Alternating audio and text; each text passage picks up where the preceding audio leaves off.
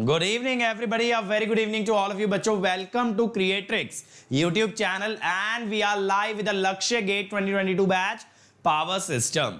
तो यार power system का एक और शानदार जानदार जबरदस्त लेक्चर आपके लिए लेकर के आ गए हैं, that is the FDLF method. और ये होने वाला है लोड फ्लो का समाप्ति, लोड फ्लो का एंड होने वाला है FDLF मेथड से। और कल से हम स्टार्ट करेंगे पावर सिस्टम इकोनॉमिक्स वाले टॉपिक को, जिसमें हम टच करेंगे इकोनॉमिक लोड डिस्पैच को। तो हो जाओ तैयार एक और शानदार जानदार जबरदस्त लेक्चर के लिए। यार मजा आने वाला है, मैथमेटिकल होगा, पहले ही बता देता हूं चीजें मैथमेटिकल होने वाली हैं, तो you have to be prepared to understand all the mathematical concept. So let me start by introducing myself. My name is Ankit Goyal. I got AIR1 twice in GATE in 2014 and 2018. I was awarded President of India Gold Medal in the year 2013 when I graduated from IIT Indore.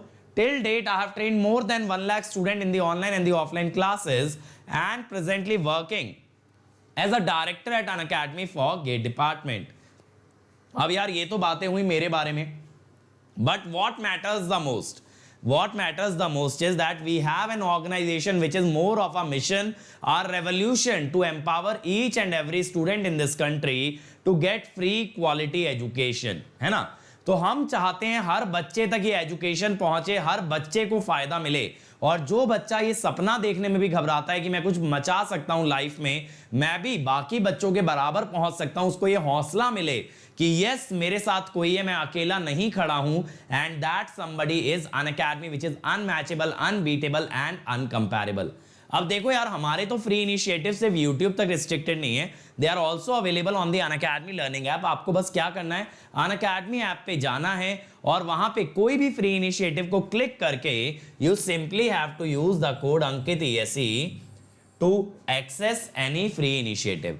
और देखो यार, मेरी सारी free classes एक जगह मिलती हैं, tinyurl.com/अंकित ESE। Upcoming में जाओगे तो बेटा ये पाओगे कि मैंने 2 नई सीरीज स्टार्ट की हैं, one is for analog and the other is for airport authority महासंग्राम। तो बेटा कल एयरपोर्ट अथॉरिटी के लिए महासंग्राम होने वाला है मॉडर्न फिजिक्स का 1 बजे, लाइव आप लोग जुड़ जाएंगे। और मैं इंग्लिश लैंग्वेज में एनालॉग स्टार्ट कर रहा हूं for the South Indian students majorly. अगर आप इंग्लिश के साथ कंफर्टेबल हैं, you can learn analog with me in my special classes at 8 PM daily. इसके अलावा यार इस चैनल के सभी लास्ट ईयर के वीडियोस आपको एक लिंक पे मिल जाएंगे, वेल अरेंज मिल जाएंगे। और यहां सिर्फ वीडियोस नहीं, यहां आपको मिलेंगे उनके PDF नोट्स, ठीक है, उनके PDF नोट्स भी आपको मिलेंगे, इसीलिए एक्सेस कर सकते हो। ये लिंक मेरे भाई याद रखना। और आप चाहें तो आ सकते हैं अनअकैडमी प्लस पे, जहां आपको मिलता है इंडिया के सभी टॉप एजुकेटर्स का कॉम्प्रिहेंसिव के साथ क्रैश कोर्स। और ना सिर्फ इतना, आपको मिलता है daily assignment, weekly quiz, test series और बच्चे क्वेश्चन बैंक। और यहीं क्यों रुके, अगर कहीं कोई प्रॉब्लम आ गई तो your doubts are also cleared. और ना सिर्फ इतना, एक बैच के एक सब्सक्रिप्शन के अंदर सारे बैच ओपन होते हैं, 1 year, 2 year, 3 year, foundation, placement, interview, PSU, AE semester. और फिर भी अगर कम लग रहा है तो बेटा आप ये भी जान लो, लाइव के साथ आप रिकॉर्डेड क्लासेस भी देख सकते हो। पिछले 2 साल में जितने भी लेक्चर रिकॉर्ड हुए हैं, you can watch it on Unacademy plus. Iconic के लिए जाते हो तो बेटा सोने पे सुहागा हो जाता है, क्योंकि ये सारे बेनिफिट मिलते हैं, साथ में मिलता है एक पर्सनल कोच जो कि पूरा स्टडी प्लानर, टाइम टेबल बनवाता है।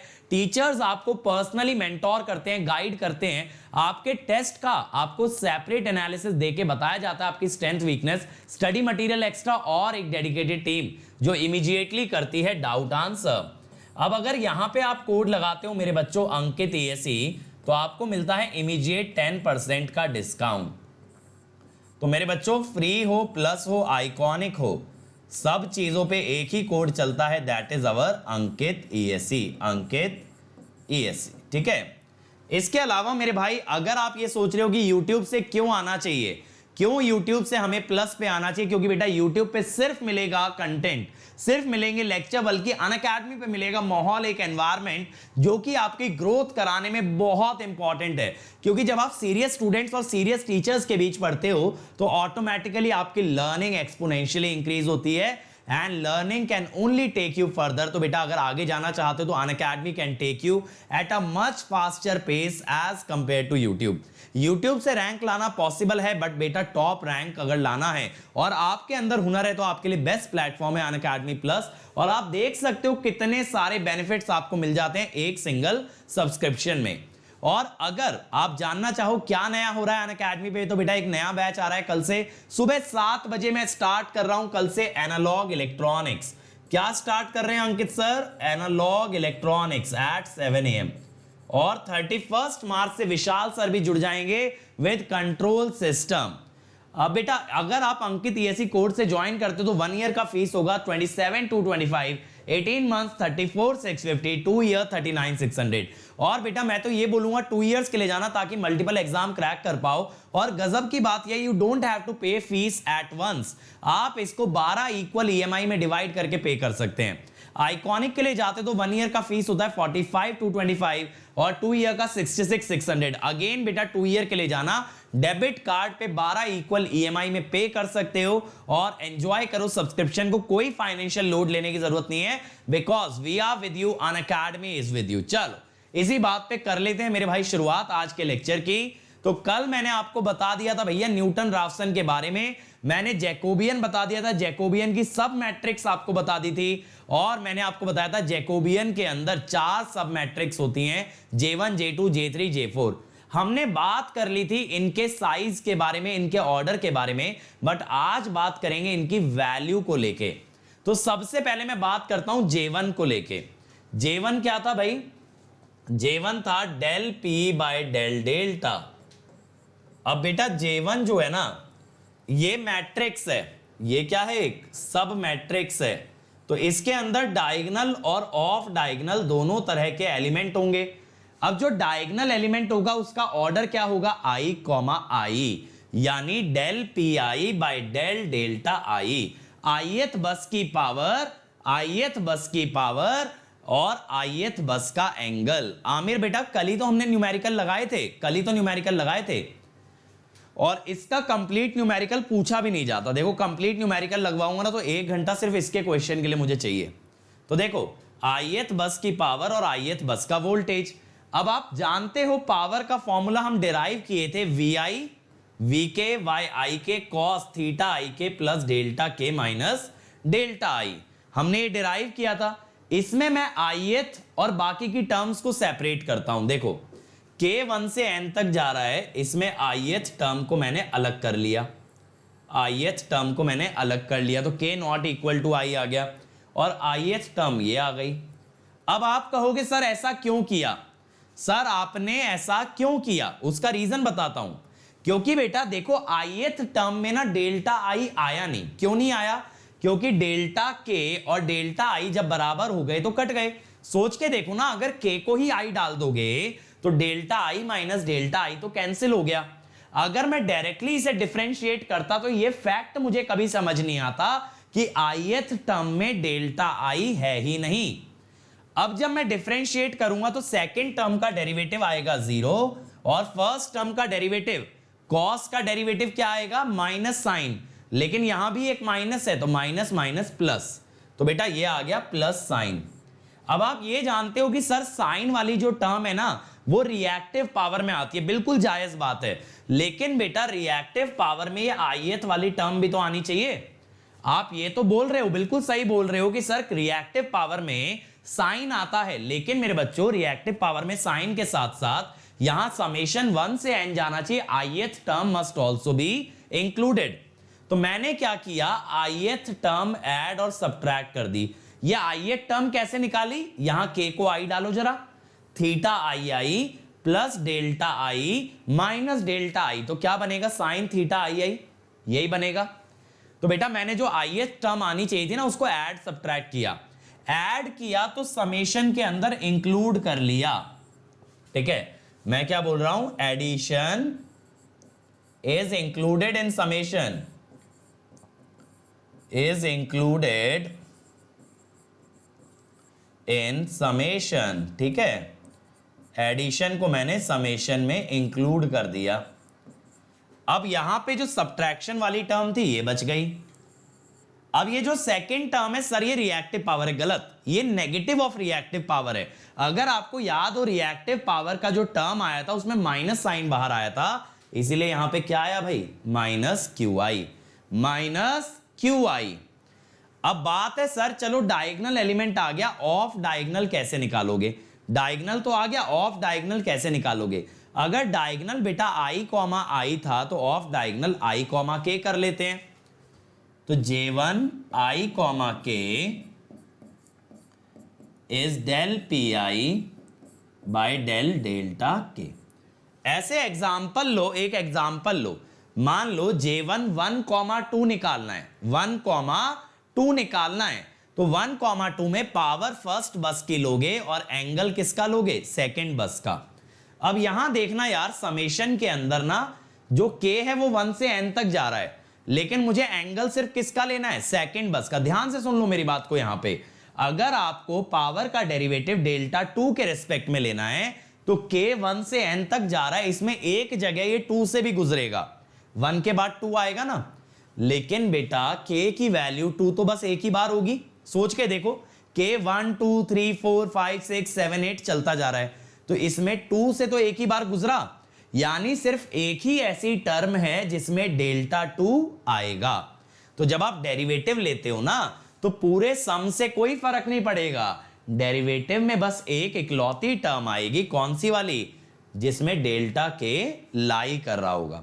ऐसा सोच के देखो ना यार, ये जो k है ये 1 से n तक वेरिएबल है, लेकिन डेरिवेटिव लेते हुए एक पर्टिकुलर k के रेस्पेक्ट में डिफरेंशिएट करोगे, जैसे मान लो थर्ड एंगल के रेस्पेक्ट में, फिफ्थ एंगल के रेस्पेक्ट में, अगर पांचवें एंगल के रेस्पेक्ट में डिफरेंशिएट किया तो पांचवा एंगल पांचवी टर्म में आएगा, सारी टर्म में नहीं आएगा। तो वो एक ही टर्म का डेरिवेटिव लेना है, बाकी सभी टर्म्स का डेरिवेटिव 0। अब मान लो पहली टर्म में डेल्टा 5 नहीं आया, तो पहली टर्म का डेरिवेटिव डेल्टा 5 के रेस्पेक्ट में हो गया 0। सेकंड में डेल्टा 5 नहीं आया, सेकंड टर्म का डेरिवेटिव भी हो गया 0। थर्ड में भी नहीं आया, थर्ड का भी डेरिवेटिव हो गया 0। तो सिर्फ कौन सी टर्म का डेरिवेटिव नॉन जीरो आएगा, जिस डेल्टा के रेस्पेक्ट में आप डेरिवेटिव ले रहे हो। तो ये आ गया बेटा ऑफ डायगोनल एलिमेंट। उम्मीद करता हूं सबको समझ आया होगा। ये समझ आया यहां सिग्मा कैसे हट गया, क्योंकि सारी टर्म्स का डेरिवेटिव 0 है सिवाय सिर्फ उस टर्म के जिसके रेस्पेक्ट में डिफरेंशिएट कर रहे हैं। चल अब आगे चलते हैं, ठीक है। अब आ जाते हैं J2 पे। अब किस पे आ जाते हैं, J2 पे, एलिमेंट्स ऑफ J2। J2 था भाई del P by del mod V। Again अगर डायगोनल एलिमेंट निकालोगे तो del P I by del mod V I. अब भैया पावर तो आप अभी लिखे थे ना, ith टर्म अलग करके, ये जो पावर आपने लिखा है इसमें ith टर्म सेपरेटेड है ऑलरेडी, ये तो आप अभी लिखे थे, ith टर्म इज सेपरेटेड। अब आपको vi के रेस्पेक्ट में डिफरेंशिएट करना है। इसके अंदर देखो vi एक बार आ रहा है, लेकिन यहां क्या आ रहा है, vi का स्क्वायर। अगर vi के रेस्पेक्ट में इसे डिफरेंशिएट किया तो क्या होगा, vk yi के कॉस तो ऐसे रहेगा एज इट इज, vi के रेस्पेक्ट में इसे डिफरेंशिएट किया तो vi के स्क्वायर के कारण आएगा 2vi। क्या आएगा, 2vi। अब मेरे बच्चों यहां ये सोचो, एक ही वोल्टेज रह गई, जब आपने डिफरेंशिएट कर दिया यहां से vi गायब हो गया और यहां भी बस vi रह गया, vi का स्क्वायर नहीं। तो अब इसको पावर में तो एक्सप्रेस नहीं कर सकते, ये तो नहीं लिख सकते कि ये एक पावर है, तो क्या करा जाए, पावर बनाने के लिए इसे दोनों तरफ vi से मल्टीप्लाई कर दिया। आमिर बेटा आपको लग रहा है मैं फास्ट जा रहा हूं, एक्चुअली मैं बोल फास्ट रहा हूं, लेकिन मैं एक ही बात कम से कम 4 बार समझा रहा हूं। अगर थोड़ा ट्राई करोगे ना तो समझोगे, मैं इसीलिए बार बार दोहरा रहा हूं एक एक स्टेप।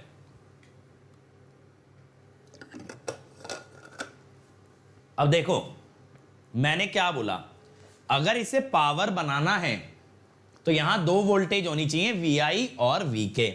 अब vi तो गायब है, इसीलिए मैंने क्या किया ना, vi से मल्टीप्लाई कर दिया दोनों तरफ, तो ये हो गया vi del P I by del mod vi। इधर vi vk आ गया, इधर हो गया vi का स्क्वायर। अब आप कहोगे सर कॉस वाली टर्म तो रियल पावर होती है, जायज बात है, लेकिन बेटा उसमें भी ith टर्म इंक्लूड होनी चाहिए ना, होनी चाहिए ith टर्म इंक्लूड। अब यहां ith टर्म क्या होती, vi यानी vi square yi cos theta I plus delta I minus delta I, यानी vi square yi cos theta I, यही होती ना ith टर्म। ऐसी आपके पास दो टर्म्स हैं, दो क्यों है, क्योंकि 2 से मल्टीप्लाइड है। ये सोच के देखो ना, अरे भैया यही तो होती ith टर्म, लेकिन अभी ये 2 से मल्टीप्लाइड है, यानी ऐसी दो टर्म आपके पास हैं। इसमें से एक टर्म को घुसा दो समेशन में, एक को बाहर रहने दो। तो देखो क्या हो गया, यहां पे ये पूरा सम बन गया और ये आपका रह गया एक सिंगल टर्म। मैं बोल भी देता हूं यहां पे वन ऑफ दीज, समझ आया यहां तक क्या किया, गेट्स इंक्लूडेड इन सिग्मा।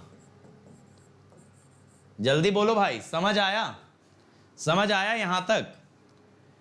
अब ये जो पहली टर्म है ये तो बन गई रियल पावर और दूसरी टर्म बस इतना रह गई। अब हम ऐसा कर क्यों रहे हैं यार, बार बार रियल पावर रिएक्टिव पावर क्यों ला रहे हैं, ताकि बेटा कैलकुलेशन आसान हो। ये सिग्मा कैलकुलेट करना ज्यादा टफ है एज कंपेयर टू पावर लिखने से, तो इसीलिए मैंने पावर में एक्सप्रेस कर दिया। अब बात है ऑफ डायगोनल एलिमेंट की। ऑफ डायगोनल एलिमेंट अगर i, k निकालोगे तो del P I by del v k. फिर वही बात है बेटा, वीके तो एक ही टर्म में आएगा। जैसे मान लो v3 के रेस्पेक्ट में डिफरेंशिएट किया तो v3 तो सिर्फ और सिर्फ तीसरी टर्म में आएगा। तो जब आप सिग्मा को डिफरेंशिएट करोगे तो सिग्मा की सभी टर्म्स का डेरिवेटिव 0 होगा सिवाय किसके, kth टर्म के। यानी अगर v3 के रेस्पेक्ट में डिफरेंशिएट किया तो सिर्फ तीसरी टर्म का डेरिवेटिव नॉन जीरो होगा, बाकी की सभी टर्म्स का डेरिवेटिव 0। तो देखो बस यहां पे एक ही टर्म आ गई, ये वाली, ठीक है। तो यहां पे देखो vi आया, v के कट गया ना डेरिवेटिव में, लेकिन हमने क्या किया, हमने दोनों तरफ vk से मल्टीप्लाई कर दिया, दोनों तरफ vk से मल्टीप्लाई कर दिया, तो ऐसा टर्म बन गया वी हैव मल्टीप्लाइड। इसमें बताओ अगर किसी को कोई डाउट है, we have multiplied both sides by mod v k, ठीक है। We have multiplied both sides by mod v k. Clear हुआ यहां तक। अब ऐसे ही J3 पे आ जाओ। J3 में था del Q by del delta. अब इसमें डायगोनल एलिमेंट होगा del Q I by del delta I, ith reactive power का derivative with respect to ith angle. अब रिएक्टिव पावर का भी बेटा फॉर्मूला आपके पास है, उसमें भी आप क्या कर सकते हो, सारी टर्म्स एक तरफ और ith टर्म एक तरफ। तो देखो ये सारी टर्म्स हमने अलग कर ली, ठीक है, लेकिन यहां डाल दिया k नॉट इक्वल टू आई, और ये आ गई आपकी ith टर्म। समझ आया, ith टर्म आपने पहले ही अलग कर लिया। अब जब आप डेल्टा आई के रिस्पेक्ट में डिफरेंशिएट करोगे, साइन का डेरिवेटिव cos और माइनस की वजह से माइनस cos, साइन का डेरिवेटिव cos और यहां माइनस है तो माइनस cos, एक माइनस बाहर था तो प्लस, तो देखो ये आ गया ना प्लस cos। अब आप कहोगे sir this looks like real power, किसके जैसा दिख रहा है सर, ये रियल पावर जैसा, लेकिन मेरे बच्चों इसके अंदर ith टर्म गायब है, ठीक है। तो इसीलिए आपने ith टर्म को ऐड और सब्ट्रैक्ट कर दिया, जिससे ये पहली टर्म बन गई रियल पावर और सब्ट्रैक्शन में रह गई ith टर्म। समझ में आया, इसके अंदर looks like real power but ith term is missing. समझ आया, ith टर्म भैया गायब है, तो ith टर्म हमका ऐड करनी पड़ेगी। तो हमने ith टर्म ऐड भी की, सब्ट्रैक्ट भी की, तो ऐड करके तो रियल पावर बना दी, सब्ट्रैक्शन वाली ये रह गई।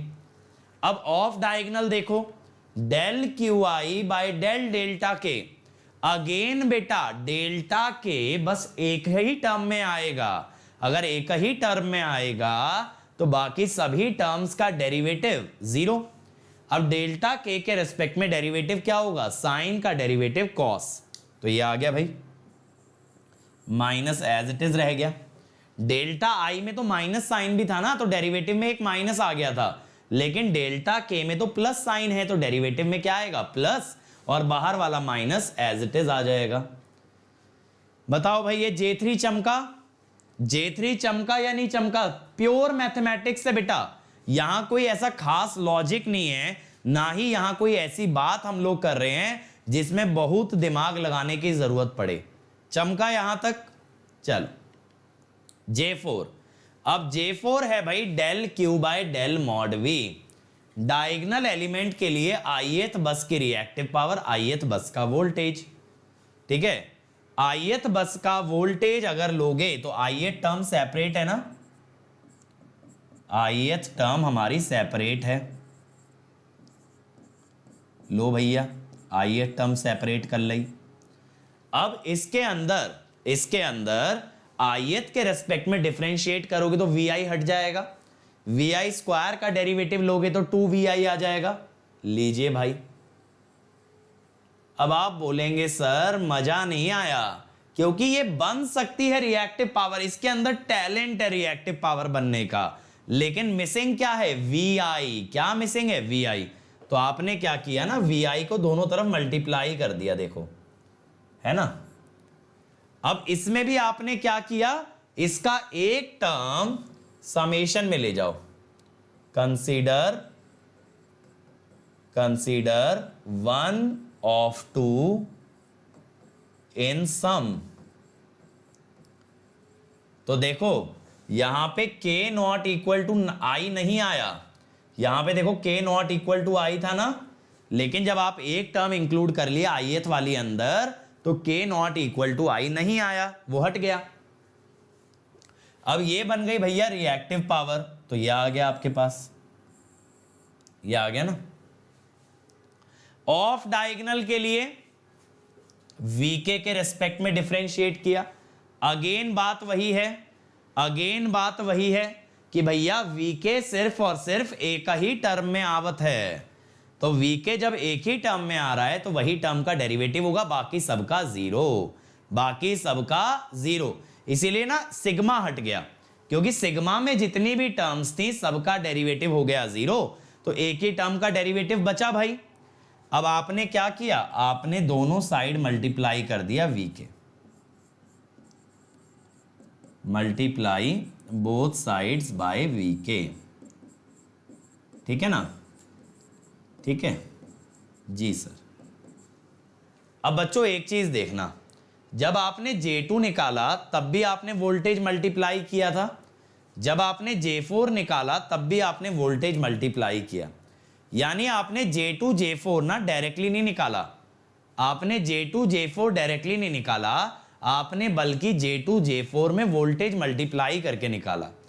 इसीलिए क्या होता है ना, यहां पे J2 और J4 में वोल्टेज मल्टीप्लाइड होती है, बट इक्वेशन सेम रखने के लिए आप डेल्टा V को मॉड V से डिवाइड कर देते हो। देखो क्या था ना, अर्लियर ऐसा फंडा था, मैं आपको दिखा देता हूं ताकि कंफ्यूजन ना हो। पहले ना आपने कल जो पढ़ा था उसके अंदर ऐसी इक्वेशन लिखी थी, लेक्चर 78 में जो पढ़ा था,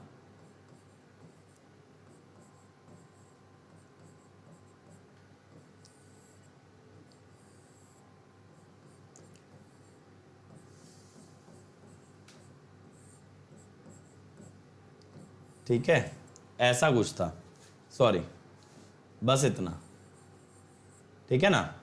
अब क्या हुआ कि J2 J4 निकालने के लिए ना हमें J2 J4 में वोल्टेज मल्टीप्लाई करनी पड़ी, बट इक्वेशन नहीं बदलनी चाहिए। भले ही आपने J2 J4 में वोल्टेज मल्टीप्लाई किया, but equation must not change. उसके लिए क्या करना पड़ेगा कि यहां पे भी आपको मॉड V से डिवाइड करना पड़ेगा। देखो J2 भी इसमें डेल्टा V में मल्टीप्लाई होता है, J4 भी, तो अगर J2 और J4 में मॉड V मल्टीप्लाई हो रहा है तो सेम इक्वेशन लिखने के लिए आप डेल्टा V को डिवाइड कर दो मॉड V से। समझ आया? अब ये जो मैट्रिक्स बनी इसके एलिमेंट क्या कह दिए, H N J L। H क्या है भाई, H इज J1, N क्या है भाई J2 mod V, अब J क्या है J3 और L क्या है J4 mod V। तो ये अपडेटेड जैकोबियन बन गई, ठीक है, ये एक नई जैकोबियन बन गई। समझ आया? जैकोबियन मैट्रिक्स कैसे निकालते हैं, ठीक है। नितिन बेटा कल से इकोनॉमिक लोड डिस्पैच पढ़ाऊंगा, उसके 3 लेक्चर लगेंगे, उसके बाद जनरेशन पे चलेंगे जिसमें इकोनॉमिक पावर जनरेशन और अलग अलग पावर प्लांट कवर करेंगे। टोटल 87 लेक्चर बनेंगे मेरे ख्याल से, 87, हाँ 88 बनेंगे, इसके बाद 9 लेक्चर और रह गए। 88 लेक्चर्स टोटल बनेंगे, 6 जनरेशन वाले पार्ट के और 3 इकोनॉमिक लोड डिस्पैच के, ठीक है। चल आ जाओ, अब मेथड पे आते हैं कि न्यूटन राफसन लगाते कैसे हैं।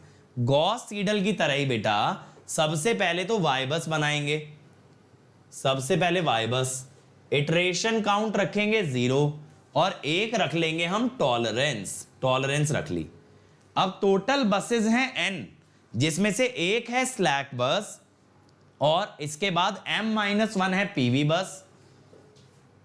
पीवी बस कितनी है m-1, ठीक है, और PQ कितनी है n-m।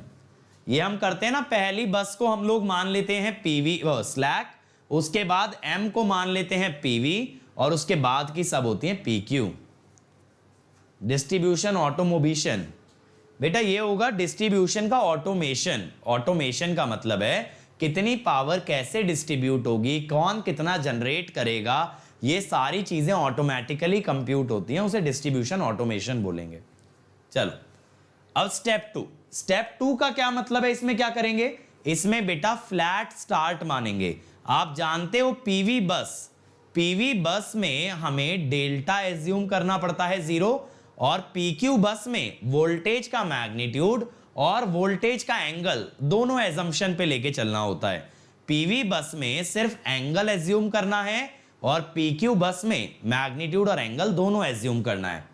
तो देखो assume delta I equal to 0, ये तो PV और PQ दोनों के लिए करोगे, एंगल तो दोनों पे अननोन है तो एज्यूम एंगल दोनों पे कवर करेंगे, ठीक है। नहीं बेटा स्मार्ट ग्रिड वगैरह कवर नहीं करूंगा, जो गेट और ESE का सिलेबस है उसमें तो बच्चे आ नहीं रहे। अब तुम कह रहे हो ESE स्पेसिफिक टॉपिक्स को लेके मैं उतर जाऊं, एनवायरमेंटल इंपैक्ट तुम्हें करा दूं, स्मार्ट ग्रिड तुम्हें करा दूं, तुम्हें लगता है जनता आएगी थोड़ी सी भी, इतनी से भी बच्चे अटेंड करेंगे?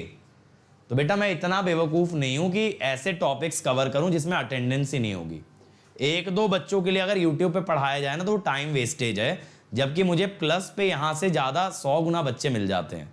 समझ रहे हो? अगर यहाँ 2 बच्चे बैठे ना तो वहां 200-300 बच्चा आराम से पेड कोर्स के क्लास में बैठा है, फिर भी मैं यहाँ इन 10 बच्चों के लिए 15 बच्चों के लिए पढ़ा रहा हूं। सोच करके देखो, और तुम मेरा जॉब और टफ करते जा रहे हो दिन प्रतिदिन ये अटेंडेंस गिरा के। चल अब मॉड VI इक्वल टू 1, ये सिर्फ किसके लिए है, PQ बस के लिए। सिर्फ किसके लिए है, PQ बस के लिए, कि मॉड VI 1 है। अब देखो रियल पावर PV और PQ दोनों बसेस पे पता है, तो PI तो आप दोनों बस पे निकाल लोगे, PV एंड PQ, और रिएक्टिव पावर किस पे निकालोगे, PQ पे। और ये कैसे निकाला है यार, ये ऐसे निकाला है, देखो PI is PGI minus PDI, QI is QGI minus QDI। और वैसे भी ESE में जितना एक्स्ट्रा लिखा है ना, एनवायरमेंटल इंपैक्ट, स्मार्ट ग्रिड, कोई सवाल नहीं आता इन सब पे, ठीक है। पावर सिस्टम का ये मान के चलो 90-95% पोर्शन जितना मैं कवर करा रहा हूं ESE में भी इतने में से ही आएगा।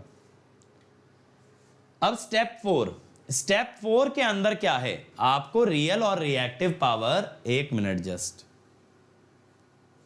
हाँ देखो रियल और रिएक्टिव पावर आपको निकालनी पड़ेंगी using the voltage assumed and the load flow equation.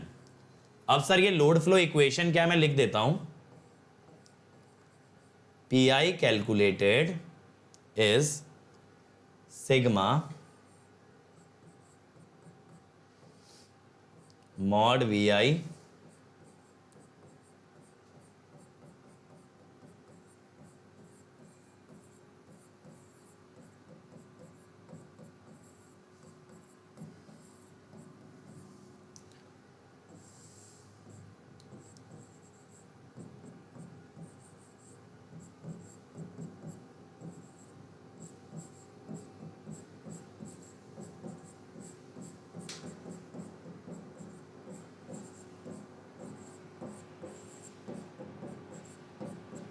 ठीक है, ये क्लियर हुआ? ठीक है, ये क्लियर हुआ। FDLF भी बेटा, स्काडा क्या है, थोड़ा हिंट बेटा, इतना सब नहीं होगा। तुम लोग अभी पूछोगे फिर PLC क्या है, सारे तुम्हारे कॉलेज या तुम्हारी प्रैक्टिकल लाइफ थोड़ी ना मैं कवर कर रहा हूं। ये चैनल गेट और ESE एग्जाम के लिए बनाया गया बच्चों। देखो अब तो ये Q supposed, P suppose minus P calculated, Q suppose minus Q calculated. ये सपोज्ड क्या है भाई? देखो ये वाली वैल्यू सपोज्ड है। ये जो वैल्यू आपने PGI माइनस PDI से निकाली थी ना, और QGI माइनस QDI से निकाली थी, ये वैल्यू को मैं सपोज्ड कह रहा हूं। क्या कह रहा हूं? सपोज्ड। ठीक है, तो इनका difference supposed minus calculated will give you mismatch vector. Mismatch vector, ये मिसमैच वेक्टर आ गया। इसमें P किस पे है भाई? ऑल बसेस पे, और Q किस पे लिया है? बस PQ बस पे। अब इसके बाद जैकोबियन के एलिमेंट निकाले जाएंगे। क्या निकाले जाएंगे? जैकोबियन के एलिमेंट, लेकिन J1 J2 J3 J4 वाले नहीं, HNJL वाले, ये एलिमेंट निकाले।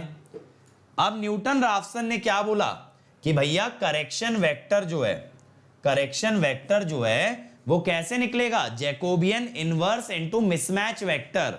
करेक्शन वेक्टर कैसे निकलेगा? Jacobian inverse into mismatch vector. ठीक है, अभी आप देख के आ रहे हो ना, ये देखो यहां से अगर आपको करेक्शन निकालना है, इसका इनवर्स मिसमैच में ले जाओ। HNJL का इनवर्स किस में ले जाओ? मिसमैच में। ठीक है, तो ये आ गया। अब भैया एक बार करेक्शन वेक्टर आ गया, करेक्शन वेक्टर आ गया। ठीक है, तो करेक्शन वेक्टर में क्या होगा? करेक्शन वेक्टर में जो डेल्टा डेल्टा आया है वो आप डेल्टा में ऐड कर लो, यानी एंगल में एंगल का करेक्शन ऐड कर दो, और बेटा वोल्टेज में वोल्टेज का करेक्शन ऐड कर दो। समझ गए? एंगल में जो चेंज आया ना डेल्टा डेल्टा, इसको पुराने डेल्टा में ऐड कर दो, और वोल्टेज में जो चेंज आया वो पुरानी वोल्टेज में ऐड कर दो। तो यहां से आपके पास नई वोल्टेजेस और नए एंगल आ गए। ठीक, अब बेटा यहां पे देखो, आपने करेक्शन परफॉर्म कर दिया, आपने एक करेक्शन परफॉर्म कर दिया। अब इसके बाद आप दोबारा से PI QI निकालोगे, दोबारा से क्या करोगे? PI QI निकालोगे। अब आप रिएक्टिव पावर की लिमिट चेक करोगे, रिएक्टिव पावर की लिमिट चेक करोगे PV बस पे। आप क्या करोगे? ये चेक करोगे क्या PV बस रिएक्टिव पावर की लिमिट को वॉयलेट तो नहीं कर रही। अगर कर रही है तो PV को कन्वर्ट कर देंगे PQ में। अगर कर रही है तो PV बस इज कन्वर्टेड टू PQ बस। PV बस इज कन्वर्टेड टू PQ बस। इसके बाद दोबारा से निकालो डेल्टा P और डेल्टा Q। दोबारा से निकाले जाएं भाई डेल्टा P और डेल्टा Q, तो वो क्या कहलाएगा? फिर से मिसमैच वेक्टर। ठीक है, तो आपने पहले रिएक्टिव पावर चेक किया PV बस पे, कहीं लिमिट को वॉयलेट तो नहीं कर रही, नहीं कर रही, तो आप क्या निकाल दो? दोबारा से मिसमैच वेक्टर। अब अगर मिसमैच वेक्टर की वैल्यू में कोई भी वैल्यू एप्सिलॉन से बड़ी आई, अगर मिसमैच वेक्टर की कोई भी वैल्यू एप्सिलॉन से बड़ी आई, यानी रियल पावर जो आपने निकाली और जो गिवन थी, अगर वो मैच नहीं की, रिएक्टिव पावर जो आपने निकाली है और जो गिवन थी वो मैच नहीं की, तो फिर बेटा load flow solution is not converged. और फिर आप क्या करोगे? इटरेशन काउंट बढ़ा करके अगले स्टेप पे जाओगे। अदरवाइज अगर सारी वैल्यू एप्सिलॉन से छोटी रही तो लोड फ्लो कन्वर्ज हो गया, और कितनी इटरेशन लगी? K+1। आमिर बेटा ये तो देखो याद रखना पड़ेगा, क्योंकि ESE कन्वेंशनल में 20 नंबर का आएगा। ठीक है, 20 नंबर का आएगा। अब ये तो आपको याद करना ही पड़ेगा, इसमें चाहे आप कैसे भी याद करो, that is totally up to you. लेकिन ये इसमें मतलब कुछ आसान कुछ है नहीं, इसमें ऐसा कुछ नहीं है कि कुछ शॉर्टकट रहेगा, कुछ भी है। जैसे जैकोबियन के एलिमेंट बेटा एक जगह लिख के याद कर लो, J1 J2 J3 J4 एक पेज पे लिख लो। न्यूटन राफसन की एल्गोरिथम, ये दो चीजें आपके लिए ऐसी हैं जो ESE कन्वेंशनल के लिए करना पड़ेगा। अब फास्ट डीकपल्ड मेथड पे आते हैं। फास्ट डीकपल्ड मेथड, ये हमारा आखिरी मेथड है लोड फ्लो का। ठीक है, तो यहां तक समझ आया तो बताओ भाई।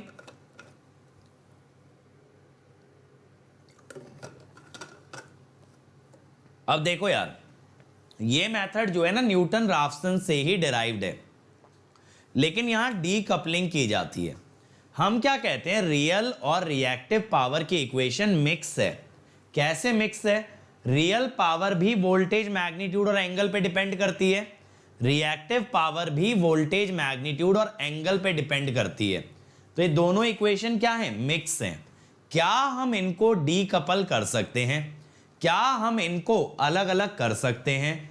अगर अलग अलग कर दिया जाए दोनों इक्वेशन को तो उसे कहते हैं fast decoupled load flow, FDLF।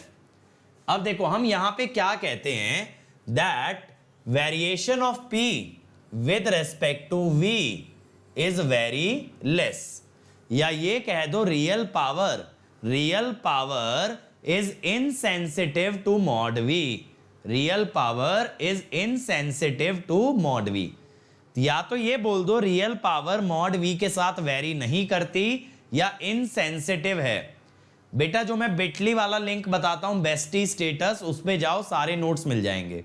मैं एक आपको लिंक बताता हूं ना, bit.ly/gate live, लेक्चर का शुरुआत वाला पार्ट देखो, वहां सारे PDF हैं। तो power is only a function of delta. ठीक है, रियल पावर। और ये पता है मैंने आपको पहले भी बताई थी ये बात। कब बताई थी सर?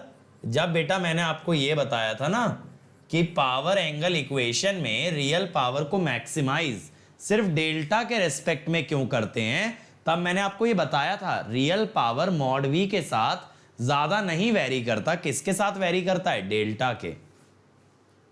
ऐसी variation of Q with respect to delta is very less, या ये कह दो del Q by del delta is 0। तो हम यहां पे क्या कह रहे हैं, Q is a function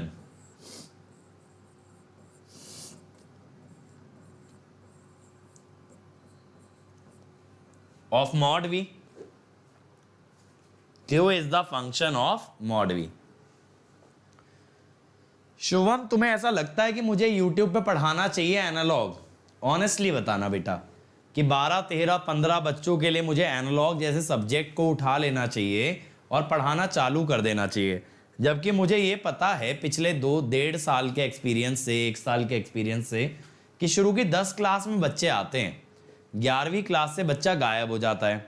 आप लोगों की डिमांड पे मैंने नेटवर्क चालू किया प्लैनेट गेट पे। इस समय पे 200, सवा 200 में से मात्र 50 बच्चे आते हैं। ऐसी एनालॉग चालू कर दूंगा, 10 दिन तो बड़ा मजा आएगा, खूब अटेंडेंस आएगी, 11वें दिन सब गायब। तो भाई मेरा जो है ना यूट्यूब की जनता से धीरे धीरे भरोसा सा उठता जा रहा है। मुझे क्या लग रहा है, पेड प्रोडक्ट में पढ़ाना ज़्यादा बेहतर है। बच्चे सिंसियरली अटेंड करते हैं, सारे बच्चे क्लास देखते हैं। और यहाँ पे क्या है, बच्चा सिंसियर नहीं है। चलो अब देखो यार, इस कारण से ना क्या हुआ, ये J2, ये HNJL था ना, HN आपका हो गया 0, N हो गया 0। N क्या था भाई? N था मॉड V, ये हो गया 0। अब यहां से हो गया J0, J क्या था आपका? del Q by del delta. हमने ये कह दिया ये वैल्यूज इतना कम वेरी करती हैं, ये V के रेस्पेक्ट में वेरी नहीं करता, ये डेल्टा के रेस्पेक्ट में वेरी नहीं करता, जिस कारण से ये डेरिवेटिव्स क्या आ जाते हैं? 0। अब बेटा इस तरह से आपने क्या बोल दिया कि P सिर्फ डिपेंड करता है डेल्टा पे, Q सिर्फ डिपेंड करता है मॉड V पे, and this itself is called as decoupling. इसे क्या कहते हैं? डीकपलिंग। अब देखो एलिमेंट्स ऑफ J1 निकालेंगे। अब की बार सिर्फ H और L की जरूरत है, इस बार N और J की जरूरत नहीं है, वो 0 है। अब देखना अप्रोक्सीमेशन कैसे करते हैं। अब J1 और H तो बराबर हैं, del P by del delta, तो डायगोनल एलिमेंट आएगा ये हमने न्यूटन राफसन में डिराइव किया था।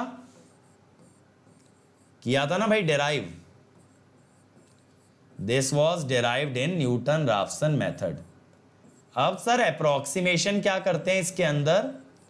बेटा अप्रोक्सीमेशन ये करते हैं कि यहां पे ना रिएक्टिव पावर को इग्नोर कर दिया जाता है। क्या कर देते हैं? इग्नोर।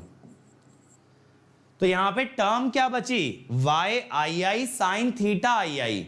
अब बेटा वाई आई आई का एंगल है थीटा आई आई, तो साइन थीटा आई आई का क्या मतलब हुआ? Imaginary part of Y I I. ठीक है, तो बी आई आई क्या है? That is imaginary part of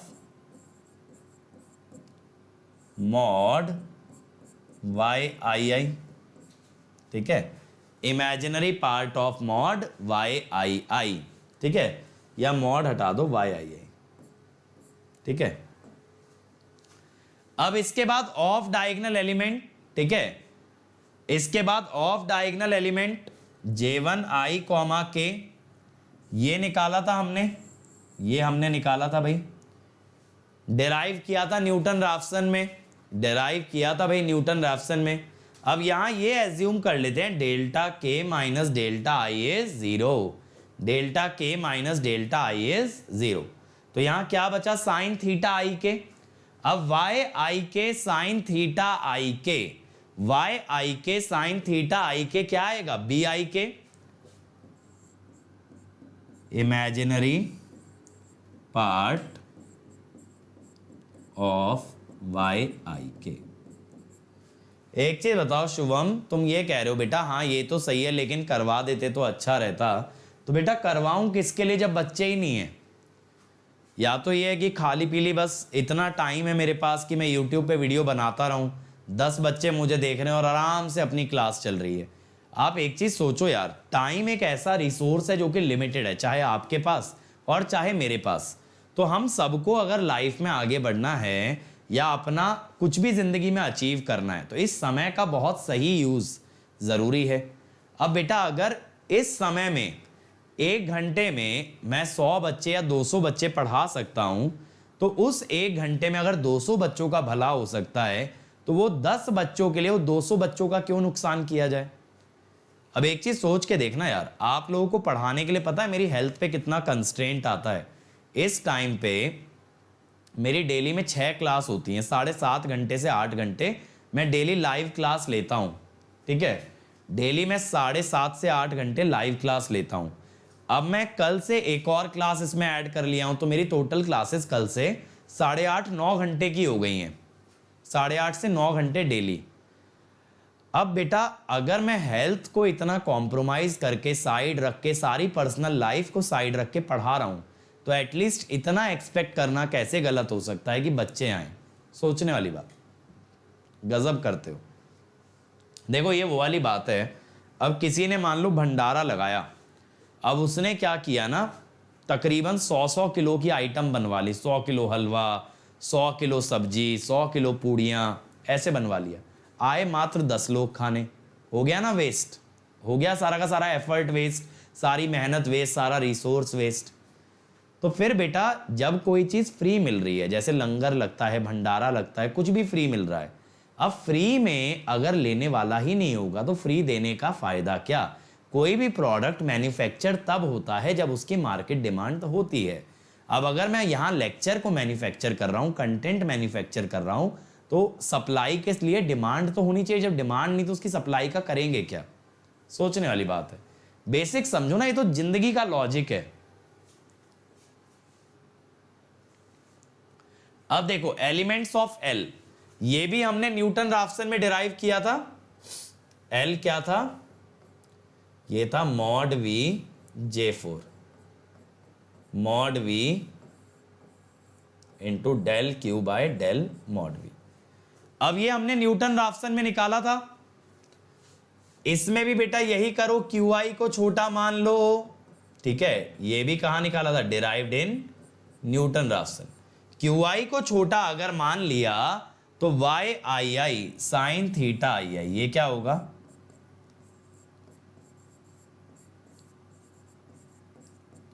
imaginary part of YII, तो इसको हमने लिख दिया भाई BII। अब देख रहे हो ये मेथड चीजें कितनी सिंप्लीफाई करता जा रहा है। ये ऑफ डायगोनल एलिमेंट था, यहां फिर से वही मानो delta K minus delta I0, तो ये भी आ गया। तो दो एजम्पशन लिए हैं, एक तो रिएक्टिव पावर बहुत छोटी है और दूसरा एजम्पशन की डेल्टा जो बसेस का है वो ऑलमोस्ट इक्वल है। अब इससे हुआ क्या, अब देखो मैट्रिक्स आपके पास ऐसी है, देखना ध्यान से, मैं लिख देता हूं ताकि अच्छे से समझ आए।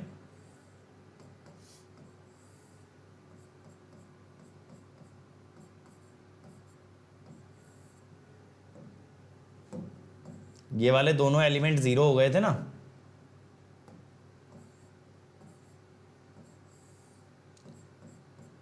देखो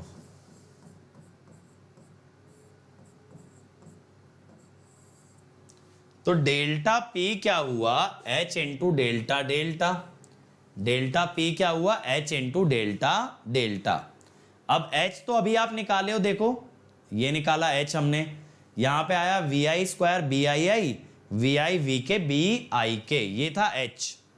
तो आप H को मेरे भाई ऐसा भी तो लिख सकते थे ना, या चलो आगे चलते हैं। H के साथ, अरे ये हम उल्टा आ गए, तो देखो यहां पे ये हो गया। अब सर ये कैसे किया, बेटा जो VI VK आ रहा था ना, उसका VI नीचे ले गए, उसका VI क्या किया हमने, हम नीचे ले गए। हमारा आ रहा था VI VK BIK, तो जो VI आ रहा था that has been taken below, that has been taken below PI। अब ये 2 से क्यों शुरू हुआ सर, क्योंकि बेटा स्लैक बस के लिए तो नहीं करते, किसके लिए करते हैं, P में काम, PV और PQ बस में, PV और PQ बस में करते हैं, ठीक। चलो अब ऐसे ही डेल्टा Q क्या हुआ, L into delta V bye mod V, L into delta V bye mod V। अब यहां पे क्या हुआ, mod VK BIK delta mod VK, ये अभी हमने निकाला है, देखो ये ना VI VK BIK, यही हमने यहां डाला है, VI VK BIK, VI को हम यहां ले गए डेल्टा Q के नीचे।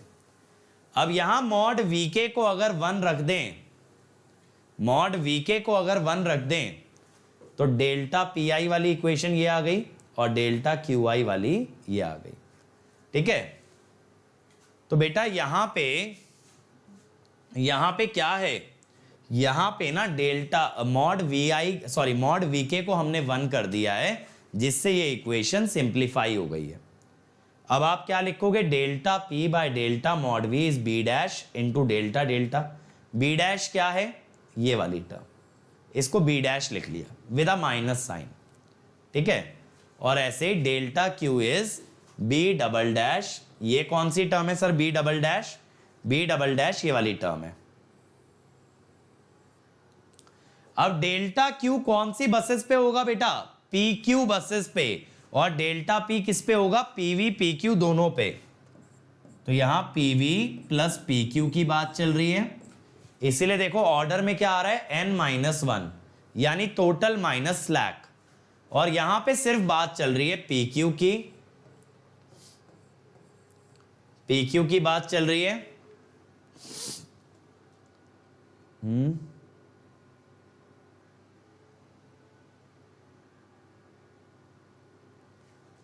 यहां पे ये मुझे गलत लग रहा है, ये n-m होना चाहिए, क्योंकि यहां PQ की बात चलेगी बस। समझ रहे हो, इन्होंने PV लिख दिया है लेकिन ये PQ होगा, ठीक है। ये क्या है, ये PQ बस की है, ये PQ बस की है, ठीक है। ये बात क्लियर हुई। तो बेटा यहां पे हमने काफी सारे अप्रोक्सीमेशन लगा दिए, जैसे मॉड VK को 1 ले लिया, डेल्टा एंगल को इक्वल ले लिया, रिएक्टिव पावर को 0 ले लिया, सॉरी स्मॉल ले लिया। तो यहां पे सबसे पहली शुरुआत कहां से हुई, एक बार रिविजिट अगर करें, देखो FDLF में शुरुआत कहां से हुई, हमने सबसे पहले ये माना रियल पावर मॉड V पे डिपेंड नहीं करती, फिर हमने माना रिएक्टिव पावर डेल्टा पे डिपेंड नहीं करती, यहां से शुरुआत हुई। इसके बाद हमने इन एलिमेंट्स के अंदर QI को छोटा माना और डेल्टा को इक्वल मान के एलिमेंट अप्रोक्सीमेट किए। इसके बाद हम जब यहां पे आए, हमने मैट्रिक्स फॉर्म में एक्सप्रेस किया, तो हमने मॉड वीके को 1 रख दिया। ये एक और अप्रोक्सीमेशन था। तो एफडीएलएफ में काफी सारे अप्रोक्सीमेशन आते हैं, इसीलिए देखो जब कंपैरिजन करते हैं तीनों मेथड का, कैलकुलेशन गॉस सीडल की इजीएस्ट होती है, न्यूटन राफसन की हाईएस्ट होती है, एफडीएलएफ में मॉडरेट होती है। यानी एफडीएलएफ गॉस सीडल जितना भी आसान नहीं है और न्यूटन राफसन जितना टफ भी नहीं है। Number of iteration Gauss Seidel में सबसे ज्यादा लगते हैं, न्यूटन राफसन में कम लगते हैं और एफडीएलएफ में सबसे कम लगते हैं। ठीक। टाइम टेकन पर इटरेशन, यहां टाइम बहुत कम लगता है, बहुत सिंपल मेथड था गॉस सीडल। यहां भैया स्टेप इतने ज्यादा है, टाइम ज्यादा लगता है, और यहां टाइम बीच का लगता है, ना कम ना ज्यादा। Convergence linear, quadratic, geometric. Sir इसका क्या मतलब है कन्वर्जेंस का? देखो यार, हर स्टेप पे अगर एरर निकाला जाए तो जिसमें एरर बहुत तेजी से घटेगा वहां बोलेंगे बहुत तेजी से मेथड कन्वर्ज कर रहा है।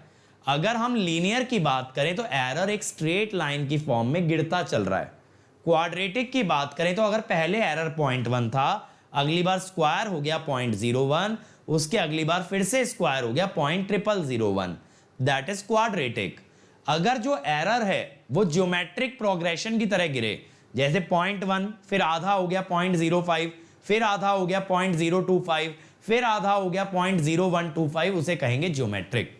तो एरर कितने रेट से गिर रहा है, दैट डिफाइंस द कन्वर्जेंस। समझ आया? Accuracy good, best, least. Least accuracy कब कंपेयर कर रहे हैं? For same number of iteration. अगर मतलब गॉस सीडल 4 बार चलाओ, न्यूटन राफसन 4 बार चलाओ और एफडीएलएफ 4 बार चलाओ, तो बेटा सबसे कम एक्यूरेसी किसकी होगी? एफडीएलएफ की।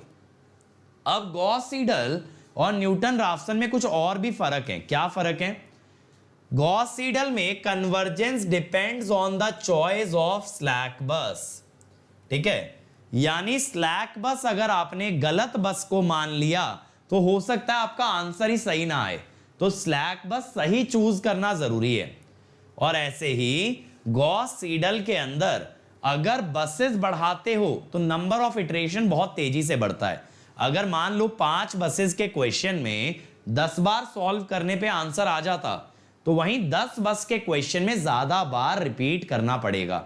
और न्यूटन राफसन के अंदर कितनी भी बसेस हो, नंबर ऑफ इटरेशन बराबर ही पड़ते हैं। ठीक है, एक और बात जो कि इंपॉर्टेंट है, accuracy of any method, accuracy of any method depends on tolerance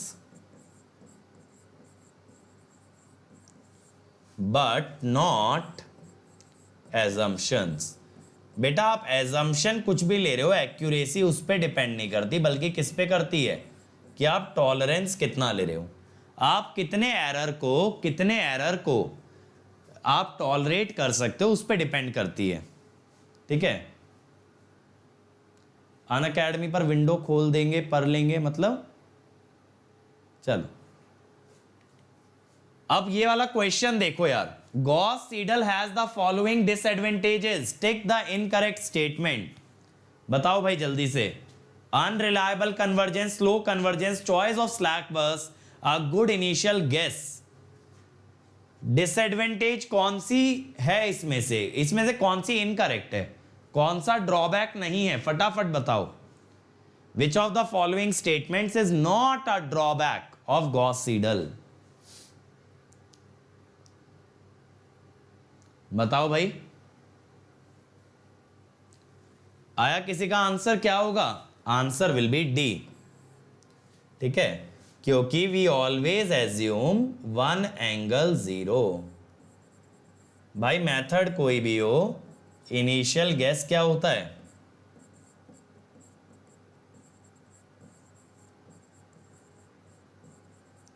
one angle 0। ठीक है, चलो अगला देखो यार, अ 10 बस power system consist of 4 generator and 6 load bus. G1 को स्लैक बस माना, L3 L4 voltage control bus है, G2 रिएक्टिव पावर डिमांड को नहीं सेटिस्फाई कर पा रहा, तो मैक्सिमम रिएक्टिव पावर पे चल रहा है। अब कितनी इक्वेशन लगेंगी करो यार, इसमें पीवी और पीक्यू काउंट कर लोगे ना तो आपको मालूम चल जाएगा कितनी इक्वेशन लगेंगी। फटाफट करो, आपको यह गिनती करनी है कि कौन सी बसेस पीवी हैं और कौन सी पीक्यू हैं। इजी क्वेश्चन है। और देखो यहां हमारा ना लोड फ्लो खत्म हो जाता है। अब कल से इजी टॉपिक आएंगे, कल से पावर सिस्टम इकोनॉमिक्स, फिर जनरेशन, ये सब इजी चीजें हैं, ये फटाफट कर लेंगे। चलो भाई, come on everyone.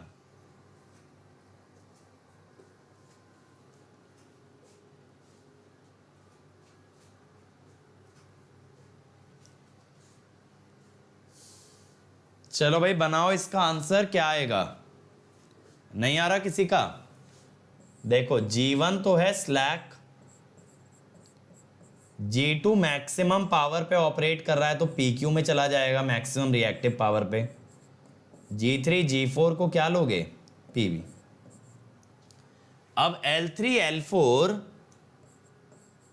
Voltage control bus है तो ये भी PV में जाएंगी, और L1 L2 L5 L6 बाकी की लोड बस किस में जाएंगी? PQ में। तो PV बसेस कितनी हो गई भाई? 4। PQ कितनी हो गई? 5, और 1 हो गई स्लैक। तो नंबर ऑफ इक्वेशन कितनी बनेंगी? 2 into PQ plus PV। That is how much? 14। ठीक है, नंबर ऑफ इक्वेशन 14 बनेंगी, 2 into PQ plus PV। Clear? अगला देखो यार, डिटरमाइन द करेक्टनेस और otherwise of the following assertion and reason. Fast decoupled gives approximate solution because it uses several assumption। और reason है accuracy depends on the power mismatch vector tolerance.